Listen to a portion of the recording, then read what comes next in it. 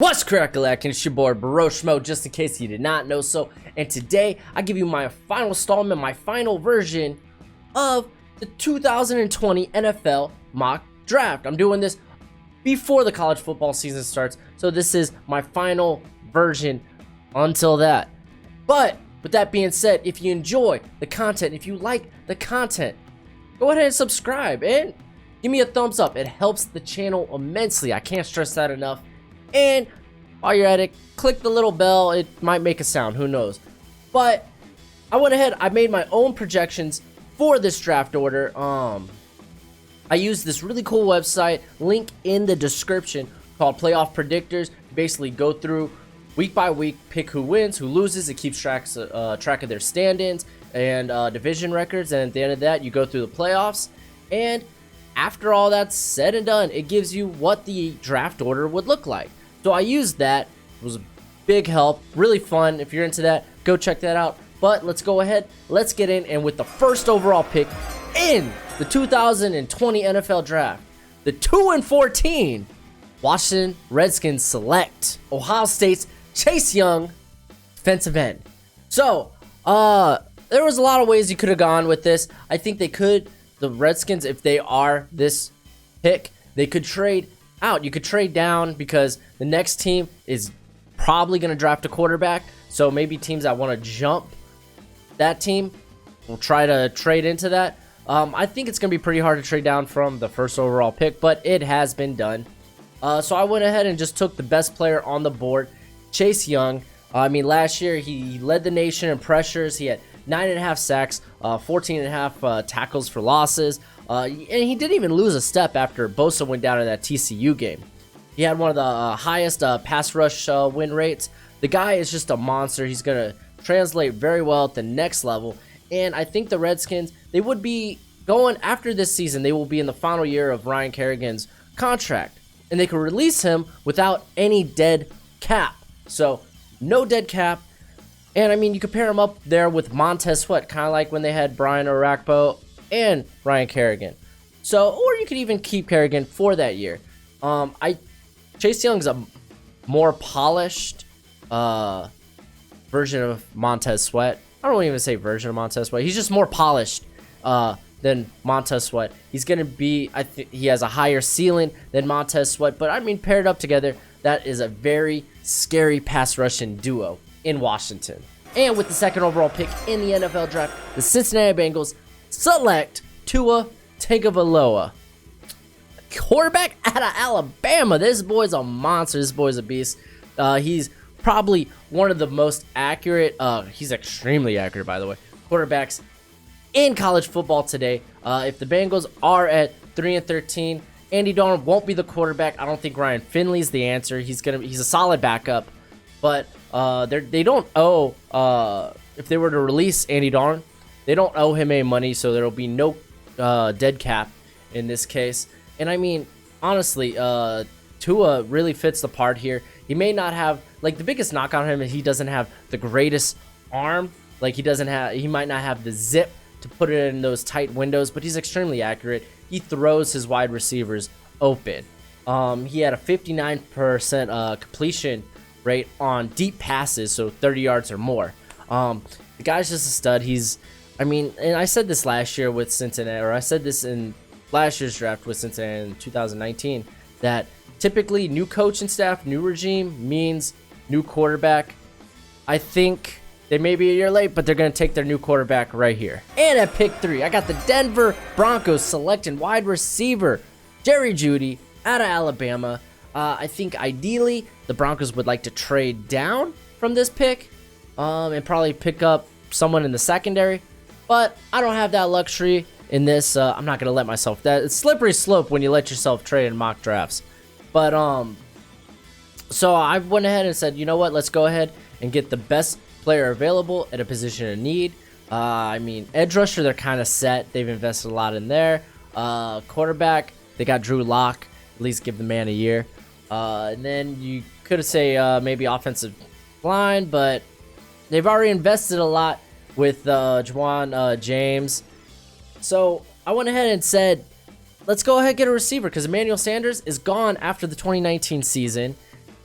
And all you got is Cortland Sutton and Deshaun Hamilton. And I mean, depending on how, I think Sutton's obviously got the higher upside, but why not just go ahead and pair him, like give Locke all the weapons. You got Noah Fant, you got Phillip Lindsay, you got Royce Freeman. Now throw some more on that receiving core, because Jerry Jeudy is a monster. He's probably one of the best wide receiver prospects we've seen in years. He doesn't have ideal size, 6'1", 192. He's not like your Julio Jones or your Calvin Johnson, but he's got great straight line speed. He's smooth in routes. He's deadly after the catch. If I were to give a comparison, he's probably kind of like Odell Beckham Jr. So there's that. So when you're adding that, I mean, honestly, you're giving Drew Lock every chance, every opportunity to succeed, and quite frankly, you're building a very good offense. And with the 4th overall pick in the NFL draft, the Detroit Lions select Justin Herbert out of Oregon. I mean, honestly, if you're 4-12, Matthew Stafford ain't cutting it. Unfortunately, with that, Matthew Stafford, honestly, there isn't a likely out for the team until 2021, because then he'll only cost them about 10 million in dead cap. But I think regardless, you need to move on from Matthew Stafford. He's proven he can't win, so you need to go ahead and kind of just revamp that whole offense. Now, with Justin Herbert, what you're getting is a guy with a great arm. He can make all the NFL throws, a very impressive arm. He's got some quality mobility, and he's a great leader there at Oregon. Now, the bad is he last year, and this is why I think he decided to stay.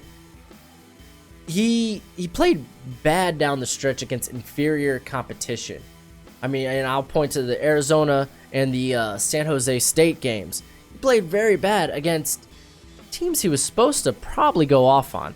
So there's that, but I think he will have a much nicer year. Honestly, with him and Tua, it's kind of 1A, 1B at this point. So not bad, and I think it's important for the Lions at this point to go ahead and say, hey, let's just go ahead and let's move on from Stafford. You had a good run, man. And at pick 5, I got the Arizona Cardinals finishing 4-12, picking up Andrew Thomas, offensive tackle out of Georgia.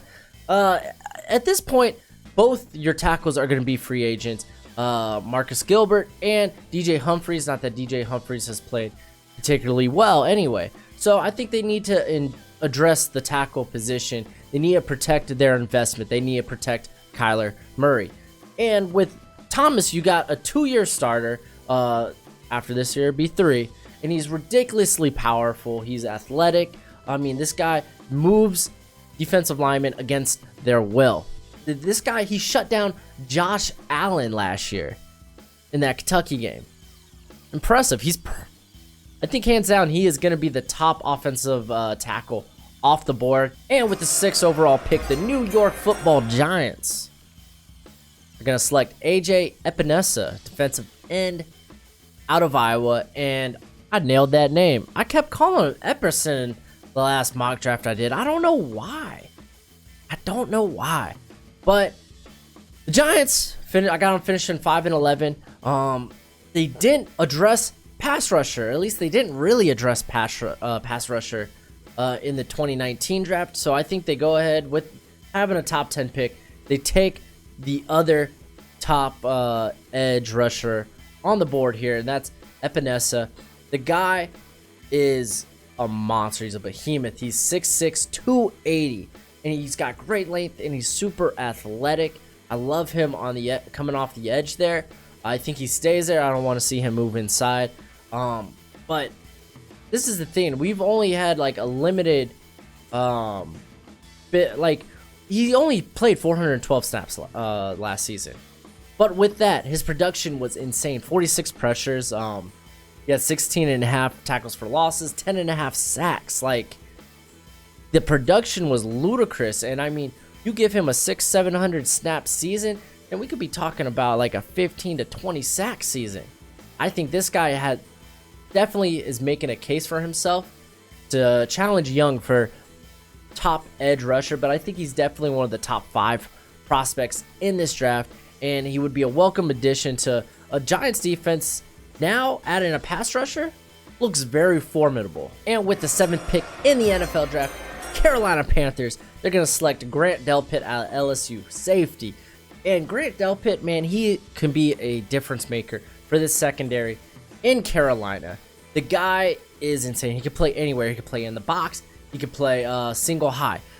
He had 74 tackles, 9.5 tackles for losses, 3 sacks, and 5 interceptions. He's just a playmaker.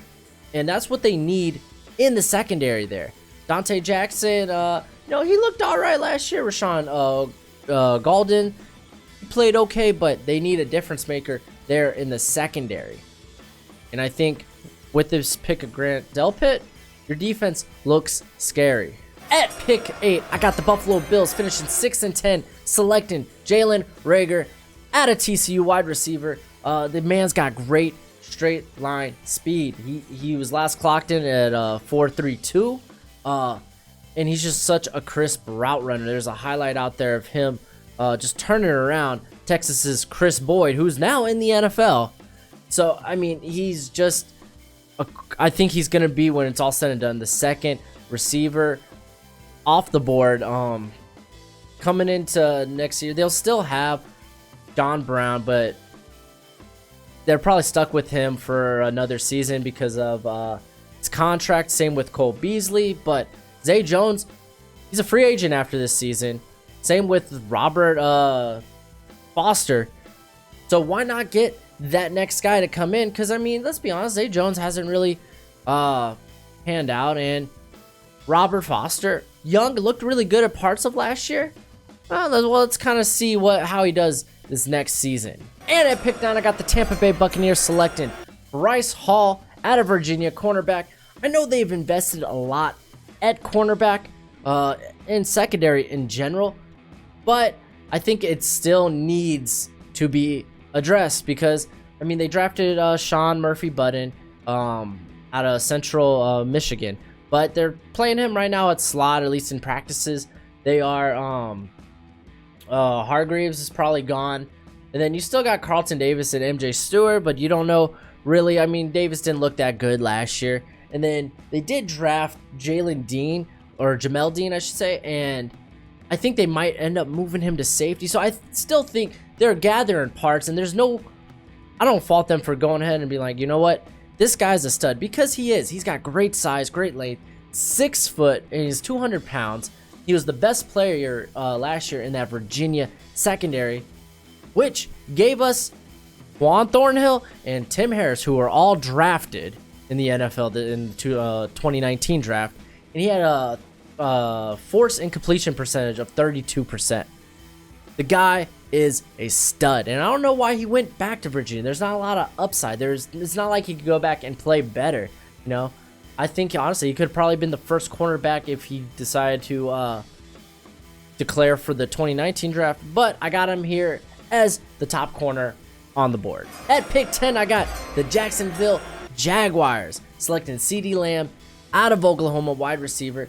Now, I know the Jaguars got a ton of wide receivers on the board, but you just finish, if you're finishing 6-10, this is year 1 of Nick Foles. I think go ahead, add playmakers around him. I mean, yeah, you got Marquise Lee, but he's coming off an injury, so we don't know what we're getting. So it doesn't hurt to add another receiver there, especially with the top 10 pick. Now with CeeDee Lamb, you're getting a guy that's 6'2", 189.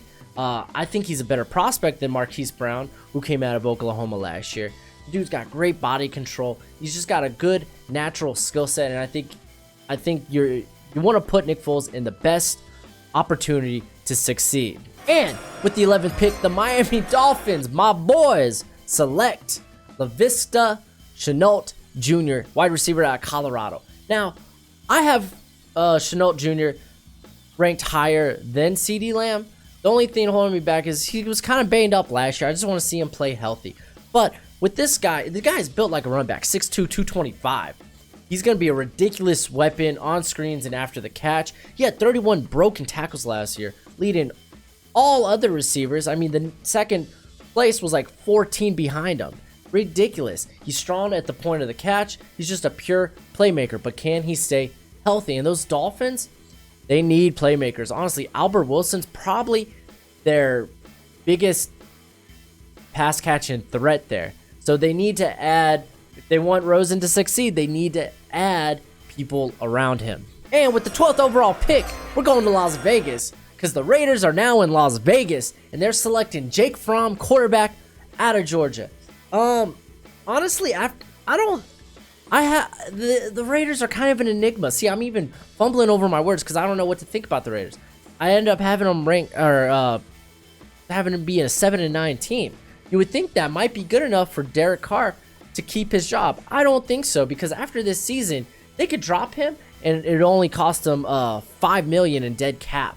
So I think they do move on. I think John Gruden goes out and gets his guy. Now, Jake Fromm, I don't include it. A lot of people are like, oh, you got the big three. You got Tua, you got Herbert, and you got Fromm. I wouldn't put Fromm in those guys' league. While he's very accurate, he's extremely smart with the football, maybe safe to some degree. There was a lot of times last year where Georgia's offense was just kind of stall, and Fromm wasn't able to spark it. A lot of people are making, are basically referring to maybe he's more of a game manager. Maybe he's more of the Alex Smith mold, which is fine. But when you're when you're selecting a quarterback in the first round, you kind of want more upside than just a game manager. And I think he'd come out and prove that this season. And you know what? The Raiders, I think they do need a new change at quarterback. And if you get in from, you're putting them in a great position with guys like Antonio Brown, Terrell Williams, Josh Jacobs. You're giving them a good opportunity to succeed. And at pick 13, we got the Las Vegas Raiders again because this is the Bears pick. And this is what they get for Khalil Mack. I had them selecting Javon Kinlaw, defensive tackle, out of South Carolina. Now, I know the Raiders are pretty stacked at defensive tackle with Justin Ellis, Maurice Hurst. They got PJ Hall. They got, Jonathan Hankins. They also have Eddie Vanderdoes, who they don't even know what they're getting with him. But I don't think that stops you from going out and drafting another guy. Because, I mean, last year I had these guys taking Quinnen Williams a little bit. I thought this would be the surprise pick because I really liked Quinnen Williams. Because, honestly, out of those guys, there's no one outside of Maurice Hurst who's a real pass rusher. But I think with Kinlaw, you get a pass rusher and a run stuffer. The dude's 6'6", 300, but he has incredible movement. He's very twitchy, and he's a dominant interior pass rusher. I think you just continue to add to that line. You give that line great depth, and this is a Raiders team that we could be talking about being very dangerous in the 2021 season. And at the 14th pick, I got the Atlanta Falcons finishing a nice 8-8, selecting Derek Brown, defensive tackle out of Auburn. My only question is Grady Jarrett going to be with the team? Because this is the year of his franchise tag. If they don't extend him, they have no one in that middle. You could say, oh, they got Jay Crawford. They got, Dedrin Sanat. I don't believe in those guys. So I think either way, they probably are going to address the defensive line in the first round. They're going to want to either replace Grady or they're going to want to put a guy next to him. Now, Derek Brown gets a lot of hype. And it's not like he's a bad player. I'm not going to say that. Dude, 6'5", 225, but he's not in the same class as Javon Kinlaw. He's not nearly as athletic. I mean, a lot of people want to say, okay, he's a space eater, but he's not. He's more than that. People want to make the comparison that he's Dexter Lawrence, but he's nowhere nearly as strong as Dexter Lawrence. Dexter Lawrence was a freakish power. But where Brown wins with is he's very good with his hands, and that allows him to push the pocket. So I think this would be I think here in between picks 11 through 20 is a good spot for Derek Brown. And with the 15th overall pick, the Pittsburgh Steelers select CJ Henderson out of Florida, cornerback. But honestly, he could play really anywhere in that secondary. I love the versatility. The guy's got great size. He's at 6'2", 186. The Steelers, to be honest, they need more corners. They need help in the secondary. Joe Hayden's not going to be playing great forever. Steven Nelson, we've yet to see what he can produce, but there's not much depth after that. Don't get me started on Artie Burns, but I think Henderson, he's gonna vie for that top spot with Bryce Hall. I mean, this kid was only targeted 36 times last year, didn't allow a touchdown. He's got great ball skills. He's a ball hawk. I think he had like 5 picks last season. So you get a guy that could actually transform the secondary, which has been a huge problem in Pittsburgh for like a decade now. And at pick 16, I got the Houston Texans selecting Trey Smith, offensive tackle out of Tennessee. And Trey Smith, I think the Texans need to continue to address the offensive line, because they're not going to just get it done with relying on guys like Julian Davenport. I mean, they did draft Titus Howard, but he was kind of a developmental. I thought he was a second-round pick, but I thought he was more of a developmental tackle. They also got Max Sharpen, so it's going to be interesting to see how these guys grade out. But I think you still need to address, you still need to add on to that. And the beautiful thing about Trey Smith, he started at guard his freshman season. He graded very high. He graded well last year at left tackle. So we get to see a little bit more of him. The only red flag is in between his freshman and sophomore year. He had blood clots in his lungs, but he's been cleared since then. I mean, he played last year for the most part fully healthy. So I think this next season will be a good sample size to tell us, oh, is he going to be a first-round guard or a first-round tackle, or does he project better at guard? Either way, I think the Texans get a guy that they need to add on the line. Even if Titus Howard and Max Sharpen play well, I think you still need to add that guy. And with the 17th pick, the New York Jets select Christian Fulton, cornerback at LSU. I was looking at this pick thinking maybe they go wide receiver, but they need cornerback desperately. This team desperately needs to address the corner position. And I think Christian Fulton, he's right up there with Bryce Hall and CJ Henderson. The guy outplayed Greedy Williams last year. He only allowed 17 catches. He's a very smooth athlete. And honestly, I'm surprised he didn't come out in the 2019 draft. But that's neither here or there. But this Jets team only has Tremaine Johnson, honestly. And that's not saying much because he hasn't really lived up to his contract. He hasn't really played well at all. I mean, you could say Brian Poole, but I mean, I think you need to add more guys to that secondary because it's a very glaring weakness. And with the 18th pick, the Dallas Cowboys at 9-7 select T. Higgins, wide receiver out of Clemson. I think they're gonna pay Dak. They're gonna pay Dak. So surround him with weapons. If Michael Gallup hasn't really produced, then you need to get someone on the other side of Amari Cooper. I love Higgins. He's got a great combination of speed and size at 6'4", 205. He had 11 broken tackles last year. And what's significant about that is because he did it first off I believe 59 receptions, but it wasn't like he was getting these screen or these bubble plays. He was doing them in mid route. He created misses. He has a ton of potential, and pairing him up next to Amari Cooper gives Dak really no excuse not to succeed.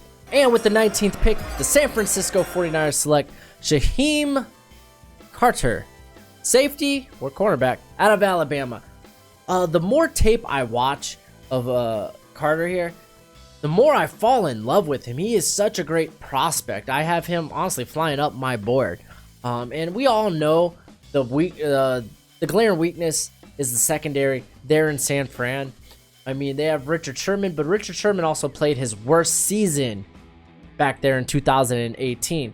So, and other guys really haven't panned out. Witherspoon, we'll see.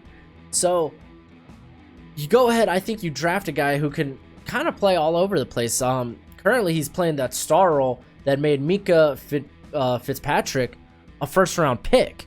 Now, he could play outside, he could play in the slot, he could play center field. He's very versatile, and I think that just bodes well for the 49ers. And with the 20th pick in the NFL draft, the Tennessee Titans select Trayvon Diggs, cornerback out of Alabama. And you know what?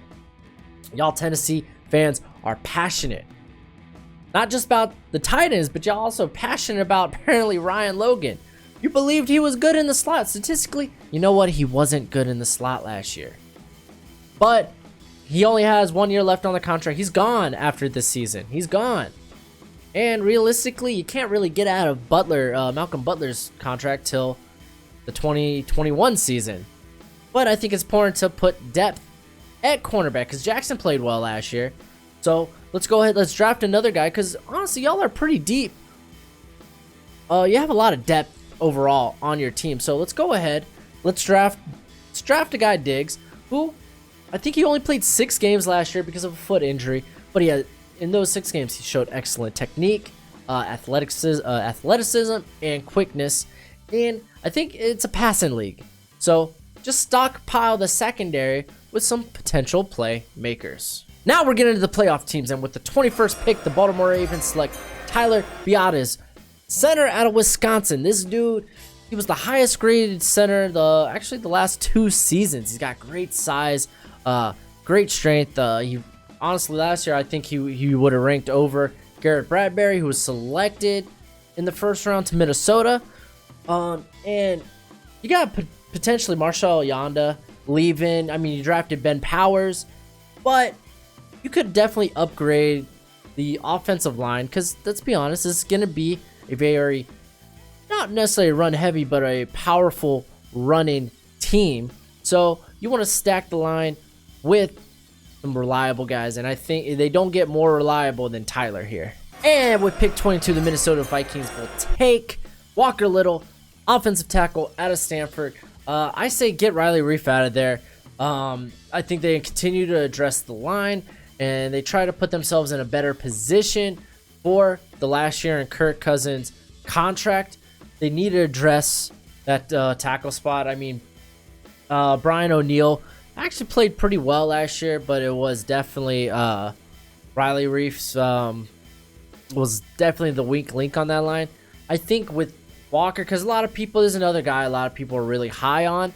I think he's been a reliable starter there at Stanford. He's been the best offensive lineman there on a not so great Stanford offensive line.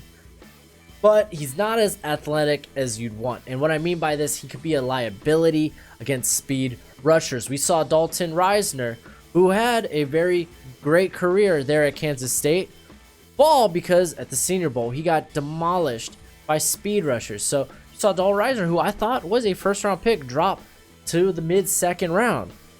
And I think Walker Little is kind of in that late first-round discussion anyway, and I think this is a good fit.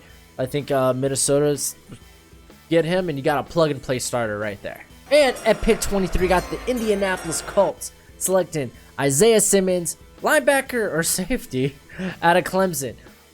Isaiah Simmons is a very interesting prospect because the guy's got linebacker size with safety athleticism.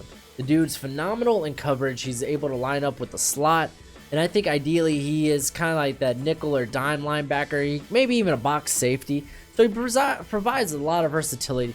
And let me tell you, if anything, this last draft proved to me that I have no idea what the Colts will do.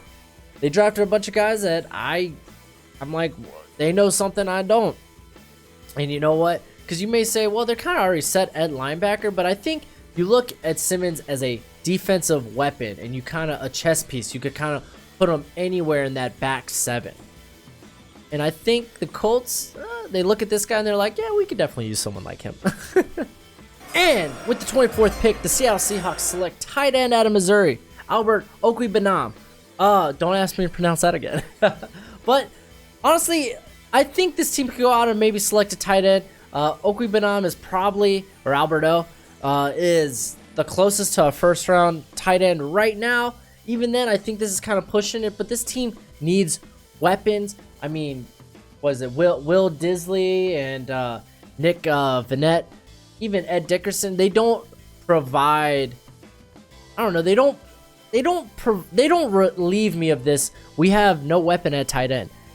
They don't. And with a guy like Alberto, he's a reliable target, especially in the red zone. 6'5", 255, 17 touchdowns in the last 2 seasons, and he only played 6 games last year. And he had 43 receptions for 466 yards and 6 touchdowns. The guy is a weapon, and they need a weapon there at tight end. At pick 25, the Philadelphia Eagles select Jack Anderson, guard out of Texas Tech. Now, this is kind of an homage to Andy Reid, because he loved drafting those big hog mollies, whether they're on the offense or the defensive line, in the first round.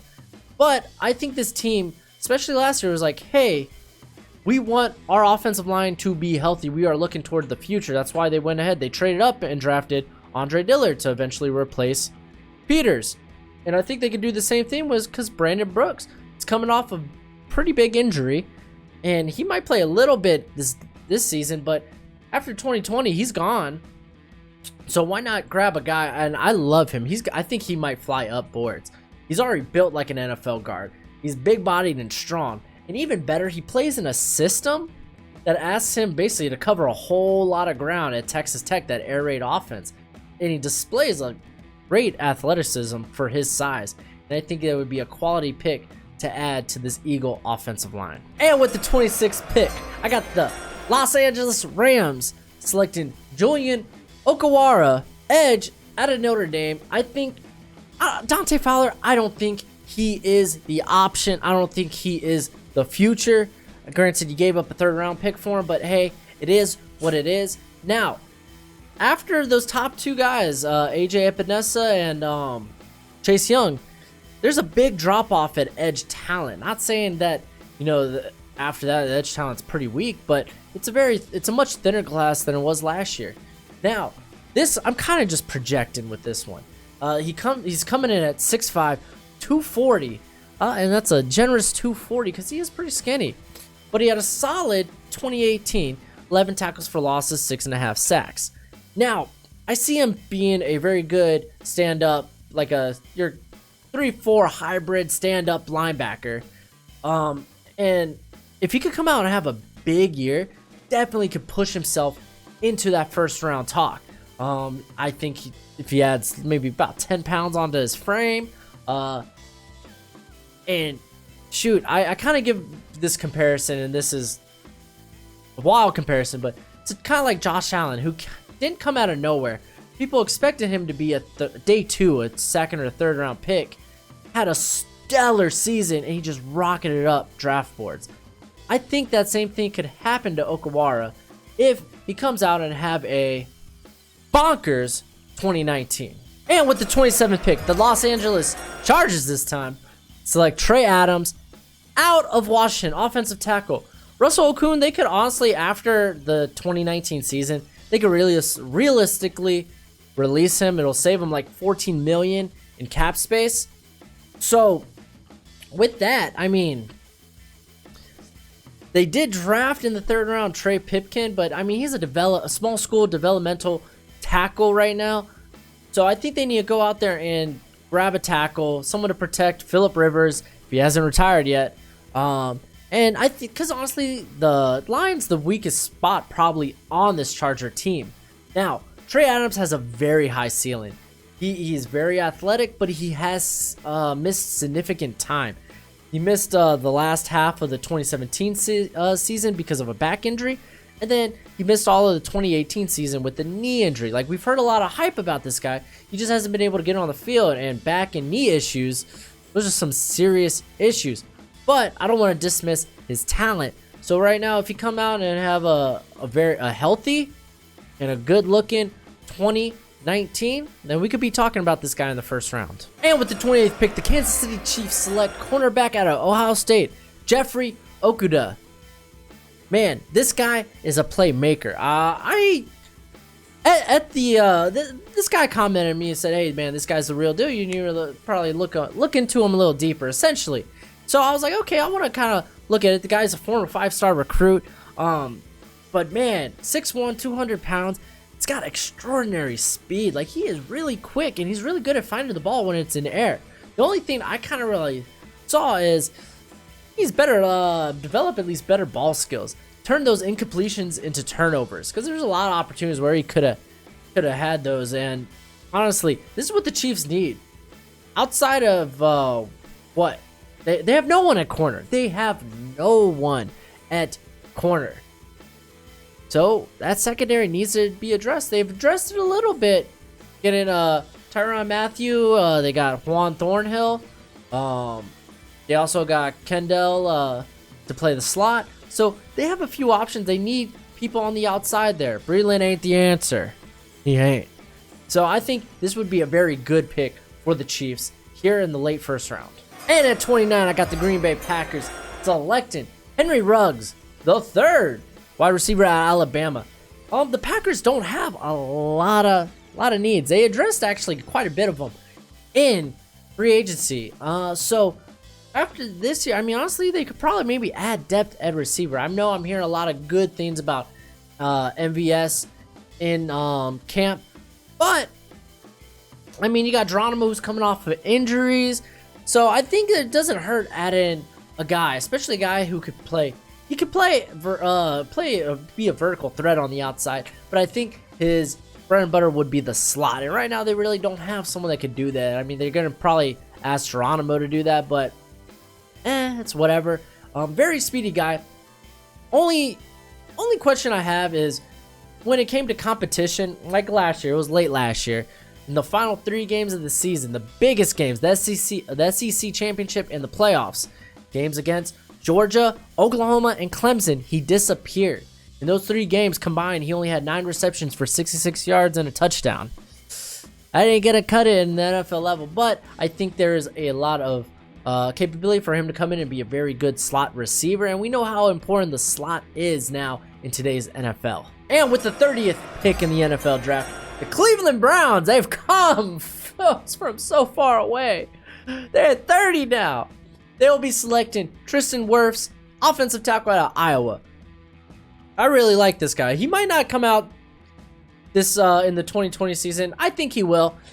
As long as he's got some things to work on, right? Pass protection, really technique. But the guy's got godly strength. He's probably the strongest tackle in this class. Freakishly powerful, and he used to be an all-state wrestler, so there is some athleticism to him. He's got the movement skills. There's a lot. I've been here. Oh, maybe he can move into guard. I like him at tackle. And we know the Browns need a tackle. They're relying on Greg Robinson, who granted he's played better in some years, but he doesn't. That's not a guy you want to be your cornerstone on the offensive line. So I think getting Wirfs here would do wonders for that offense that's already kind of a banger in Cleveland. And at 31, the New England Patriots, not winning the Super Bowl this year, select Anthony Jennings, edge out of Alabama. Very interesting product. I think he's probably more likely a day 2 product, but I'm kind of projecting here. The guy's super powerful. He's a very long defender. He's really good with his hands. He's really good at batting those balls down. The thing is, he's not that athletic or explosive, and that'll probably bring his draft stock down. I want one of 2 things to happen here with Anthony. I want to see him either put on a little more weight, and because he's super powerful, good with his hand, and probably move more to putting your hand in the dirt onto the line, or I want him to see him lose maybe 10 pounds, and I want to see what he can do when he plays off the line, off-ball linebacker. So there's a couple of ways he could go there, but again, this is just me projecting here. And New England, I think they would like a guy like that. There in New England, they're always interested with who they draft. So this could be the pick. And at 32, I got your Super Bowl champs, the New Orleans Saints, selecting Colin Johnson, wide receiver out of Texas. I think Trayvon Smith is going to be a very good vertical threat. He is going to be in that Teddy Bridgewater role. But I think it's important to get another red zone threat, another big, tall receiver to pair up with Michael Thomas. And that's what Colin Johnson is, 6'6", 220. My only questions is will he be able to create separation? It was the same thing I was worried about with N'Keal Harry out of Arizona State this past year, but that didn't stop him from going in the first round. Now, Colin Johnson is very good at the point of the catch. He's very good at contested catches, and think that he would pair up very well. And I mean, like I said, this wide receiver class is stacked.